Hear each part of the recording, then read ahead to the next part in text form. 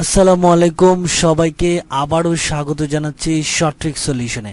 আজকে আমরা চট্টগ্রাম বিশ্ববিদ্যালয়ের 2017-18 সেশনের এ ইউনিটের বায়োলজির কোয়েশ্চেন ব্যাংক সলিউশন আপনাদের জন্য শেয়ার করব।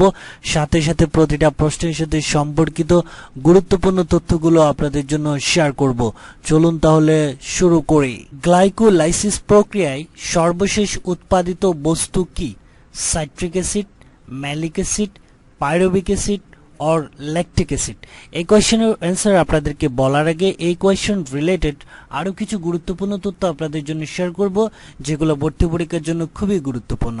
যেমন গ্লাইকোলাইসিস প্রক্রিয়াটা সম্পর্কে যদি একটু ডিটেলস আপনাকে বলি, গ্লাইকোলাইসিস প্রক্রিয়াটা হচ্ছে মূলত এক অণু গ্লুকোজ জারিত হয়ে দুই অণু পাইরুভিক অ্যাসিড সংগঠিত হয়। এটা হচ্ছে গ্লাইকোলাইসিস প্রক্রিয়ার মেইন থিমটা হচ্ছে এটা। এক অণু গ্লুকোজ জারিত হয়ে লাস্টে কি হয়, দুই অণু পাইরুভিক অ্যাসিড উৎপন্ন হয় থেকে এক অণু গ্লুকোজ থেকে। এবং পাশাপাশি মনে রাখবেন এটার সংগঠিত স্থান হচ্ছে কোষের সাইটোপ্লাজমে ঘটে। কিসে? কোষের সাইটোপ্লাজমে। আর গ্লাইকোলাইসিস প্রক্রিয়াটা মূলত সবাত শ্বসন ও অবাত উভয় প্রকার শ্বসনেরই প্রথম পর্যায়। গ্লাইকোলাইসিস প্রক্রিয়াটা মূলত সবাত ও অবাত উভয় প্রকার শ্বসনেরই প্রথম পর্যায়। এই তিনটা পয়েন্ট যদি আপনি মাথায় রাখতে পারেন, ধরা যায় যে এই টাইপের যদি কোনো কোয়েশ্চেন ভর্তি পরীক্ষা আসে তাহলে আপনি ইজিলি অ্যান্সার করতে পারবেন। মনে রাখবেন গ্লাইকোলাইসিস প্রক্রিয়ায় এক অণু গ্লুকোজ জারিত হয়ে দুই অণু পাইরুভিক অ্যাসিড উৎপন্ন হয়। এটা কোষের সাইটোপ্লাজমে ঘটে। আর এই গ্লাইকোলাইসিস প্রক্রিয়াটা হচ্ছে মূলত সবাত ও অবাত উভয় প্রকার শ্বসনেরই কি প্রথম পর্যায়। দ্যাট মিন্স গ্লাইকোলাইসিস প্রক্রিয়ায় সর্বশেষ উৎপাদিত বস্তু কি পেলাম? দুই অণু পাইরুভিক অ্যাসিড। দ্যাট মিন্স আমার অ্যান্সার হচ্ছে কি পাইরুভিক অ্যাসিড। এখনো পর্যন্ত যারা আমার চ্যানেলটি সাবস্ক্রাইব করেনি, অর্থাৎ যারা নতুন ভিউয়ার্স, তারা অবশ্যই আমাদের চ্যানেলটা সাবস্ক্রাইব করে রাখবেন। আর যারা অলরেডি সাবস্ক্রাইব করেছেন তারা ভিডিওতে একটা লাইক দিতে ভুলবেন না। কোন আলুতে সালোক সংশ্লেষণ বেশি হয়? কোন আলুতে সালোক সংশ্লেষণ বেশি হয়? লাল, নীল, বেগুনি অর কমলা। এই কোয়েশ্চেন সম্পর্কিত আরও কিছু গুরুত্বপূর্ণ তথ্য ভর্তি পরীক্ষার জন্য আপনাকে মুখস্থ করতে হবে। সেগুলো হচ্ছে সালোক সংশ্লেষণ প্রক্রিয়ায় আলু বেশি ব্যবহৃত হয় হচ্ছে বেগুনি, নীল, কমলা, লাল। এই চারটা আলু সালোক সংশ্লেষণ প্রক্রিয়ায় সবচেয়ে বেশি ব্যবহার হয়, বেগুনি, নীল, কমলা ও লাল। তার মধ্যে এই চারটা আলুর মধ্যে একক আলু হিসেবে সবচেয়ে বেশি ব্যবহৃত হয় বেগুনি, নীল, কমলা ও লাল। এই চারটা আলুর মধ্যে একক আলু হিসেবে সবচেয়ে বেশি ব্যবহৃত হয় হচ্ছে লাল আলু। এই দুইটা পয়েন্ট যদি আপনি মাথায় রাখতে পারেন তাহলে এই টাইপের যে কোনো কোয়েশ্চেন আপনি অ্যান্সার করতে পারবেন। দ্যাট মিন্স আমরা দেখলাম কোন আলু সালোক সংশ্লেষণ প্রক্রিয়ায় সবচেয়ে বেশি ব্যবহৃত হয়, সেটা হচ্ছে লাল আলু। আর এই চারটা আলু বেগুনি, নীল, কমলা ও লাল, এই চারোটা আলুই কিন্তু সালোক সংশ্লেষণ প্রক্রিয়ায় সবচেয়ে বেশি ব্যবহৃত হয়।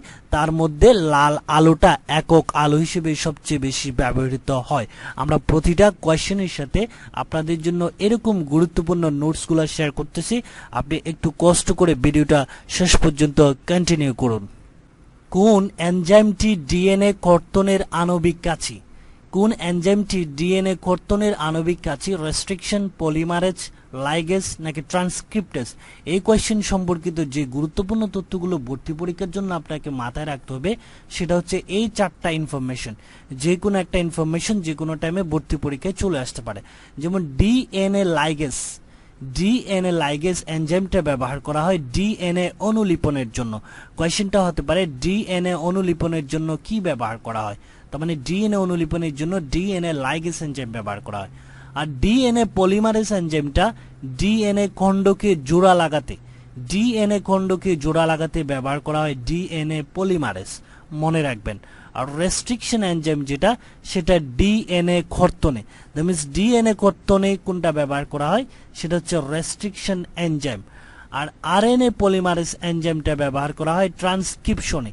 এই চারটা ইনফরমেশন ভর্তি পরীক্ষার জন্য খুবই খুবই গুরুত্বপূর্ণ। আপনি এই চারটা ইনফরমেশন ভর্তি পরীক্ষার জন্য একটু কষ্ট করে মুখস্থ করার চেষ্টা করেন। দ্যাট মিন্স আমরা দেখলাম কোনটা ডিএনএ কর্তনের আণবিক কাছি?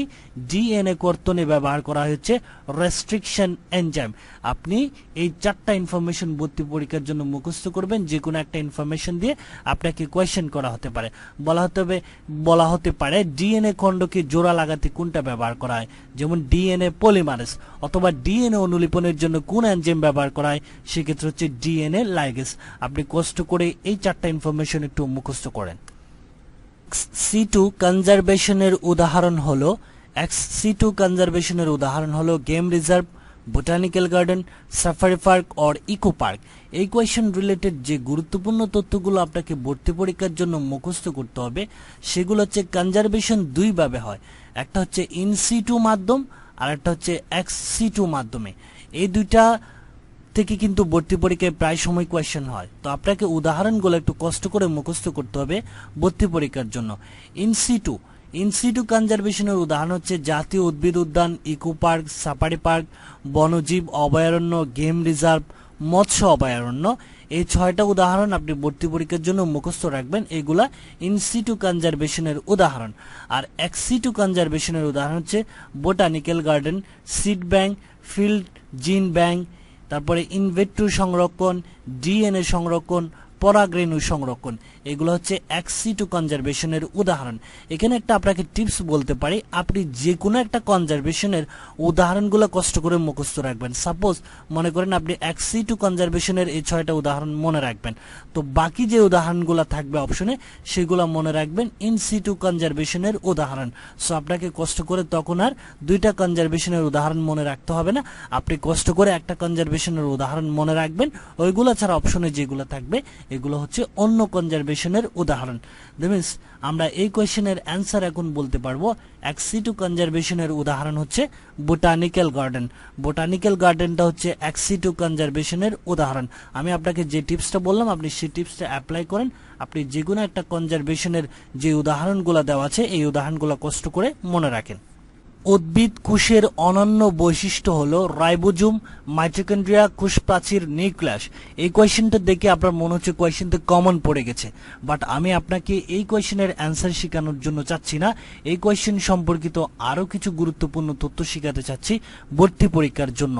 যেমন কোষ প্রাচীর সম্পর্কিত যে গুরুত্বপূর্ণ তথ্যগুলো আপনার অবশ্যই জানা উচিত। কোষ প্রাচীরের আবিষ্কারক হচ্ছে রবার্ট হুক, 1665 সালে। মনে রাখবেন প্রতিটা ইনফরমেশন ভর্তি পরীক্ষার জন্য খুবই গুরুত্বপূর্ণ। কোষ প্রাচীরের আবিষ্কারক হচ্ছে Robert Hooke, mister Robert Hooke, 1665 সালে। আর উদ্ভিদ কোষে মধ্যপর্দা ও কোষ ঝিল্লির মাঝখানে এটা অবস্থিত। এই কোষ প্রাচীরটা উদ্ভিদ কোষে কোথায় অবস্থিত? মধ্যপর্দা এবং কোষ ঝিল্লির মাঝখানে এই কোষ প্রাচীরটা অবস্থিত উদ্ভিদ কোষে। খুবই গুরুত্বপূর্ণ। মনে রাখবেন প্রাণী কোষে কোনো কোষ প্রাচীর নেই, খুবই ইম্পর্টেন্ট। প্রাণী কোষে কোনো কোষ প্রাচীর নেই, উদ্ভিদ কোষে কোষ প্রাচীর আছে এবং সেটার অবস্থান লোকেশনটা হচ্ছে মধ্যপর্দা এবং কোষ ঝিল্লির মাঝখানে। খুবই গুরুত্বপূর্ণ। আর আরেকটা জিনিস হচ্ছে ছত্রাকের কোষ প্রাচীরটা হচ্ছে কাইটিন নির্মিত। খুবই গুরুত্বপূর্ণ। ছত্রাকের কোষ প্রাচীর কি নির্মিত? কাইটিন নির্মিত। আর মনে রাখবেন ব্যাকটেরিয়ার কোষ প্রাচীর হচ্ছে লিপিড ও প্রোটিন পলিমার দিয়ে গঠিত। ব্যাকটেরিয়ার কোষ প্রাচীর কি? লিপিড এবং প্রোটিন পলিমার দিয়ে গঠিত। এই 5টা ইনফরমেশন কোষ প্রাচীর সম্পর্কিত, এই 5টা ইনফরমেশন ভর্তি পরীক্ষার জন্য খুবই গুরুত্বপূর্ণ। আমি বারবার বলতেছি। দ্যাট মিন্স আমরা দেখলাম উদ্ভিদ কোষের অনন্য বৈশিষ্ট্য হচ্ছে কোষ প্রাচীর, প্রাণী কোষে কোনো কোষ প্রাচীর নেই, ছত্রাকের কোষ প্রাচীর হচ্ছে কাইটিন নির্মিত, আর ব্যাকটেরিয়ার কোষ প্রাচীর হচ্ছে লিপিড ও প্রোটিন পলিমার দিয়ে গঠিত। এখনো পর্যন্ত যারা আমাদের চ্যানেলটি সাবস্ক্রাইব করেননি তারা অবশ্যই আমাদের চ্যানেলটা সাবস্ক্রাইব করে নেবেন। কোন প্রাকৃতিক রাসায়নিক পদার্থটি চা ও কফিতে পাওয়া যায়? Cellulose, nicotine, caffeine or ম্যালটোজ। এই কোয়েশ্চেনটা দেখে আপনার মনে হচ্ছে এই কোয়েশ্চেনটা সবচেয়ে বেশি ইজি, বাট এই কোয়েশ্চেন রিলেটেড আরো কিছু গুরুত্বপূর্ণ তথ্য আপনাকে ভর্তি পরীক্ষার জন্য মুখস্থ করতে হবে। এইগুলোও বিভিন্ন টাইমে বিভিন্ন বিশ্ববিদ্যালয়ে ভর্তি পরীক্ষায় রিপিট হয়েছিল বা এসেছিল। ক্যাফেইনটা মূলত মস্তিষ্ক ও হৃৎপিণ্ডকে উদ্দীপনা প্রদান করে। ক্যাফেইনের কাজটা কি? মস্তিষ্ক ও হৃৎপিণ্ডকে উদ্দীপনা প্রদান করাটা হচ্ছে ক্যাফেইনের কাজ। আর যে দুইটা জিনিস আপনাকে ভর্তি পরীক্ষার জন্য সবচেয়ে বেশি মনে রাখতে হবে সেটা হচ্ছে চাতে ক্যাফেনের পরিমাণ হচ্ছে 2 থেকে 4.5%। মনে রাখবেন, খুবই ইম্পর্টেন্ট। চাতে ক্যাফেনের পরিমাণ হচ্ছে 2 থেকে 4.5%, আর কফিতে ক্যাফেনের পরিমাণ হচ্ছে 1 থেকে 2%। এই দুইটা কিন্তু ভর্তি পরীক্ষার জন্য খুবই খুবই গুরুত্বপূর্ণ। চট্টগ্রাম বিশ্ববিদ্যালয়ে বিভিন্ন টাইমে এই দুইটা উদাহরণ থেকে, এক্সাম্পল থেকে ভর্তি পরীক্ষায় প্রশ্ন এসেছিল। মনে রাখবেন, চাতে ক্যাফেনের পরিমাণ হচ্ছে 2 থেকে 4.5%, আর কফিতে ক্যাফেনের পরিমাণ হচ্ছে 1 থেকে 2%। দ্যাট মিনস কোন প্রাকৃতিক রাসায়নিক পদার্থটি চা ও কফিতে পাওয়া যায় হচ্ছে ক্যাফেন। আর ক্যাফেন সম্পর্কিত এই দুইটা গুরুত্বপূর্ণ উদাহরণ আপনি ভর্তি পরীক্ষার জন্য মুখস্থ রাখবেন। চর্বিতে দ্রবণীয় ভিটামিন কোনটি? Vitamin B, vitamin D, vitamin C or vitamin H? এই কমন কোয়েশ্চেনগুলোই আপনারা অনেকেই মিস্টেক করে ফেলেন, ভুল করে দিয়ে আসেন ভর্তি পরীক্ষায়। তাড়াহুড়া করা যাবে না, খুব শান্ত মাথায় আপনাকে এই টাইপের কোয়েশ্চেনগুলোর, কমন কোয়েশ্চেনগুলোর অ্যান্সার করতে হবে। মনে রাখবেন, চর্বি বা ফ্যাটে দ্রবণীয় ভিটামিন হচ্ছে 4টা, এ, ডি, ই, কে। আর পানিতে দ্রবণীয় ভিটামিন হচ্ছে বি এবং সি। এই দুইটা পয়েন্ট মাথায় রাখবেন, তাহলে ইজিলি এই কোয়েশ্চেনগুলোর অ্যান্সার করতে পারবেন।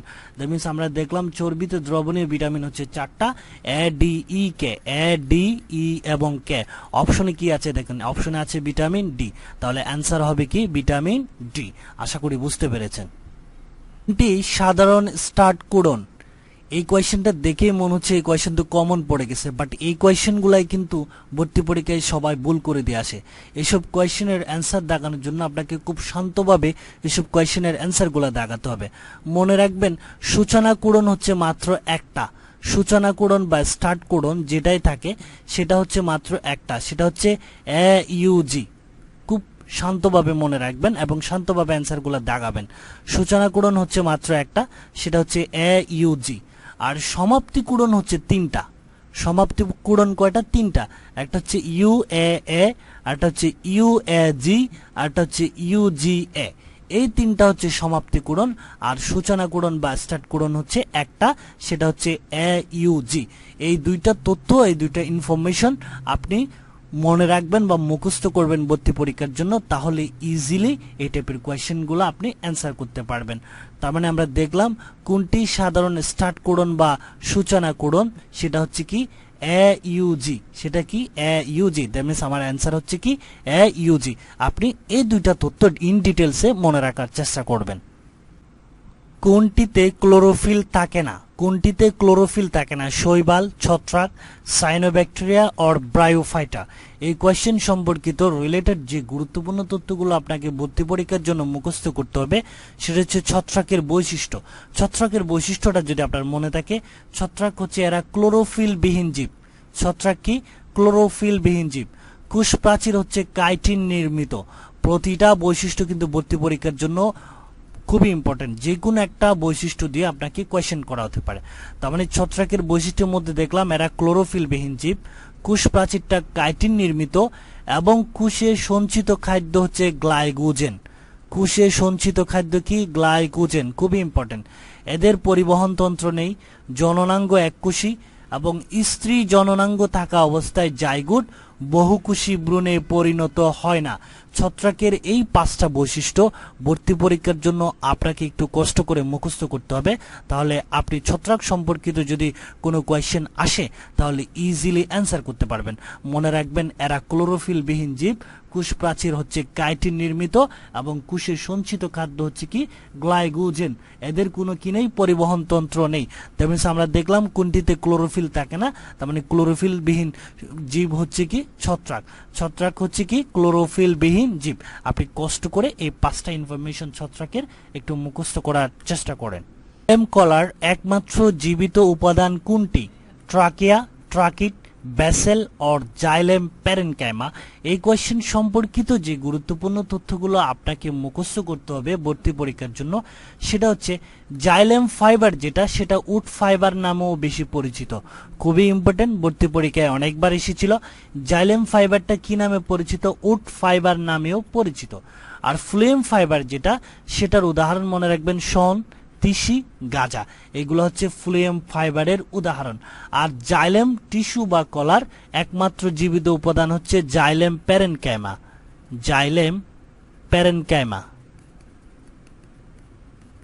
জাইলেম প্যারেনকাইমা, এটা হচ্ছে একমাত্র জীবিত উপাদান।